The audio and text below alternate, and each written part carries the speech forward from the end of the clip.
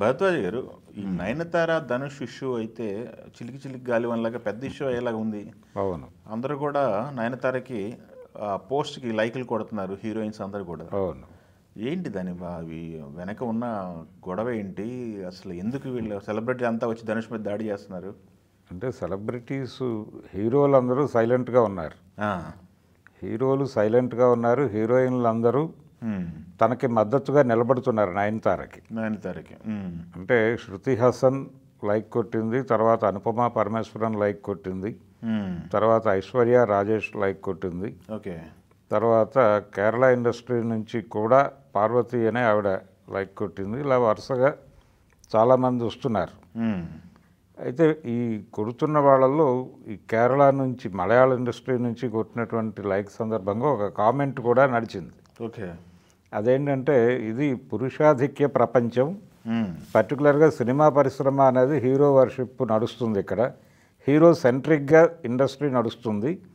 ఇలాంటి ఏరియాలో ఇలాంటి రివోల్ట్ చేయటం, అది ఏదైనా కావచ్చు, దీనికి చాలా ధైర్యం కావాలి.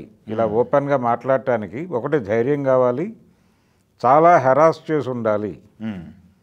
అందుకని ఇది ఏదో చిన్న ఫ్లేరప్ అయినటువంటి ఈగో క్లాష్ అయితే కాదు, దీని వెనకాల చాలా మథనం ఉంది, అందుకని సపోర్ట్ చేస్తున్నాను నేను అని అందావిడ.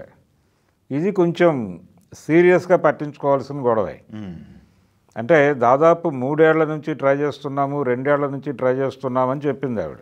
అవును, పెళ్లికి సంబంధించిన వీడియోకి సంబంధించిన ఎన్ఓసి కోసం. ఈ ఎన్ఓసి లెటర్ని వాళ్ళు పట్టించుకోలేదు. ఒకటి అట్నుంచి 2-3 విమర్శలు వినిపించినాయి వాళ్ళ టీం నుంచి, ధనుష్ టీం నుంచి. అదేంటంటే, ఈ సినిమాని 6 కోట్లలో కంప్లీట్ చేస్తామని చెప్పారు ఆ రోజున ఈ విఘ్నేష్ శివన్ అనేటువంటి డైరెక్టరు. ఆయన్నే కదా పెళ్లి చేసుకుంది. ఆ సినిమా సందర్భంగానే వీళ్ళ మధ్య ప్రేమ మొదలైంది. నానుం రౌడీదాన్ అని, అది తెలుగులో నేను రౌడీనే అని డబ్ అయింది. విజయ్ సేతుపతి హీరో ఆ సినిమాలో. అవును, విజయ్ సేతుపతి హీరో, విఘ్నేష్ శివన్ డైరెక్టరు, ఈవిడ హీరోయిన్. అవును. ఈ సినిమా 6 కోట్లలో కంప్లీట్ చేస్తామని 12 కోట్లు చేశారు. ఇది ప్రీ రిలీజ్ ఈవెంట్ అప్పుడు కొంచెం ఘర్షణ జరిగింది.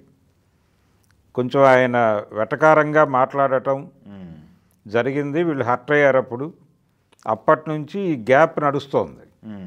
ఈ 10 ఏళ్ల ఫైరు ఆవిడ బయట పెట్టింది ఇప్పుడు. ఓకే. ఈ మంట మొత్తం పెట్టి, మీరు ఆ రోజునే చాలా వెటకారంగా మాట్లాడారు, అప్పటి నుంచి మీరు మిమ్మల్ని గమనిస్తున్నారు, మీరు మనసులో ఏదో పెట్టుకుని వాంటెడ్గా, అంటే ఇప్పుడు ఆవిడ పాన్ ఇండియా స్టారే, అవును, లేడీ సూపర్ స్టార్ అంటున్నారు. దాంతోపాటు మన జవాన్తో ఆవిడకి పాన్ ఇండియా మార్కెట్ క్రియేట్ అయింది. అలాగే ధనుష్ కూడా పాన్ ఇండియా మార్కెట్లో ఉన్నారు. ఇద్దరు చిన్నవాళ్ళు కాదు. అవును. కాబట్టి ఎందుకు వచ్చిన గొడవ, ఇది అనవసరంగా క్లిప్ గురించి ఎందుకు రగడ చేస్తున్నాడు ఇతను అనే అభిప్రాయం ఇండస్ట్రీ పెద్దల్లో ఉంది.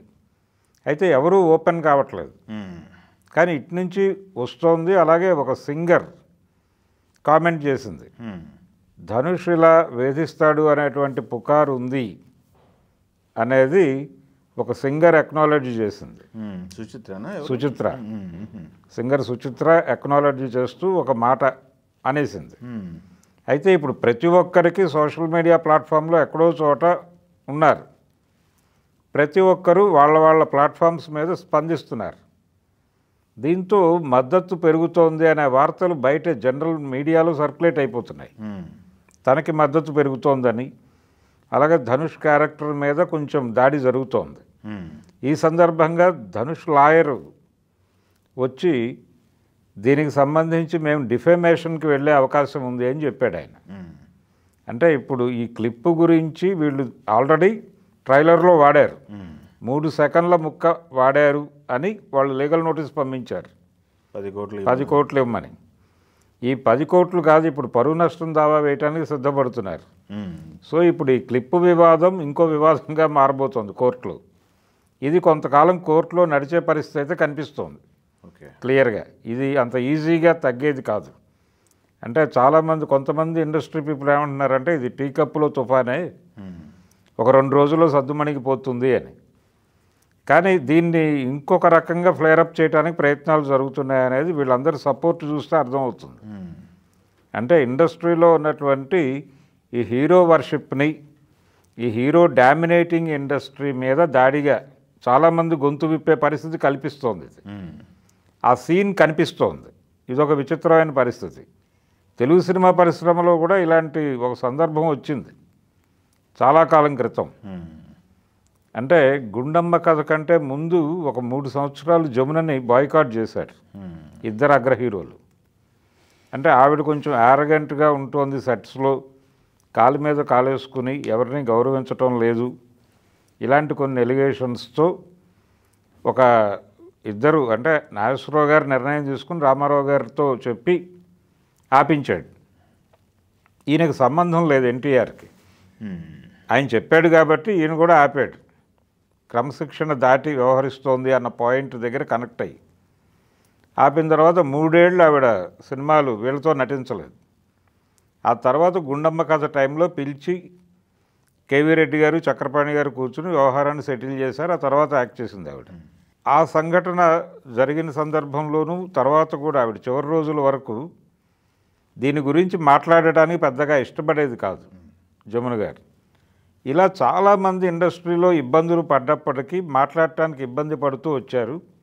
ఇప్పటివరకు ఈ గొంతులన్నీ అణిచివేయబడ్డాయి, ఇప్పుడు రైజ్ అవుతాయి అని కొంతమంది మాట్లాడుతున్నారు. అదేలేండి, సందర్భం వచ్చింది కాబట్టి ఏదో సందర్భంలో మాట్లాడుతారు. ఎవరో ఒకళ్ళు గొంతు ఎత్తే అవకాశం అయితే కనిపిస్తోంది. అందుకని ఇది చిన్న రగడగలా కనిపించట్లేదు.